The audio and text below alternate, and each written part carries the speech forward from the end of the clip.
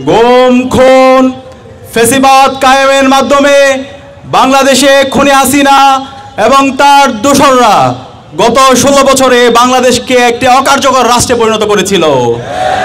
খুনি হাসিনা এবং তার দোসররা জুলাই বিপ্লবে আমাদের 2000 ভাই বোনকে শহীদ করেছে, আমাদের 40,000 ভাই বোনকে গাজী করেছে। আমাদের শহীদদের আত্মত্যাগের মাধ্যমে এবং আমাদের গাজীদের আত্মত্যাগের মাধ্যমে আজকে আমরা ফেসিবাদ মুক্ত বাংলাদেশ পেয়েছি। আমাদের এই নতুন বাংলাদেশে সবার স্বপ্ন ছিল শহীদদের আকাঙ্ক্ষার আলোকে একটি বৈষম্যহীন ইনসাফ ভিত্তিক বাংলাদেশ বিনির্মাণ করা। এবং গত 16 বছরে বাংলাদেশে যারা ফেসিবাদ কায়েম করেছে, যারা গুম খুন আইনাগর তৈরির মাধ্যমে বাংলাদেশকে একটি ব্যর্থ রাষ্ট্রে পরিণত করেছিল, এই খুনি হাসিনা এবং তার সকল দোসরদের বিচার হবে। কিন্তু আজকে 1.5 বছর হওয়ার পরও শহীদদের রক্তের উপর যে অন্তর্বর্তীকালীন সরকার বসেছে, তারা এই খুনি হাসিনা এবং তার দোসরদের এখন পর্যন্ত দৃষ্টান্তমূলক বিচারের আওতায় নিয়ে আসতে পারেনি। আমরা অন্তর্বর্তীকালীন সরকারকে জিজ্ঞেস করতে চাই, গত 1.5 বছর জুড়ে আপনারা কি করেছেন?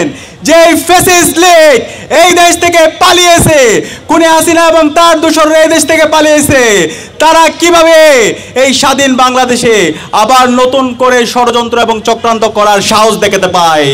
আমি আজকে এই ঐতিহাসিক সমাবেশ থেকে সারা দেশের মুক্তিকামী ছাত্র জনতাকে অনুরোধ করব, এই খুনি হাসিনা এবং তার দোসরদেরকে সমূলে উৎপাদন করতে হবে। বাংলাদেশে খুনি হাসিনা তার দোসরদের নিষিদ্ধ আওয়ামী লীগ, ছাত্রলীগ, যুবলীগ, তাদের রাজনীতি 5 আগস্ট ক্লোজ হয়ে গেছে। বাংলাদেশে আর এই খুনি হাসিনার রাজনীতি চলবে না। খুনি হাসিনা এবং তার দোসররা বাংলাদেশের স্বাধীনতা সার্বভৌমত্বের জন্য হুমকি।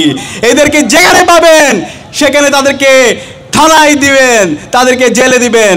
আমি একই সাথে অন্তর্বর্তীকালীন সরকারকে অনুরোধ করব, খুনি হাসিনা এবং তার দোসরদের দ্রুত সময়ের মধ্যে রায় ঘোষণা করতে হবে।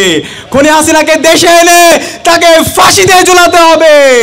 খুনি হাসিনার যত দোসর আছে বিশ্ববিদ্যালয়ে, অ্যাডমিনিস্ট্রেশনে, বিচার বিভাগে, উপদেষ্টাদের মধ্যে যারা ঘাপটি মেরে বসে খুনি হাসিনার পারপাস সার্ভ করছে, তাদেরকে বিচারের আওতায় নিয়ে আসতে হবে।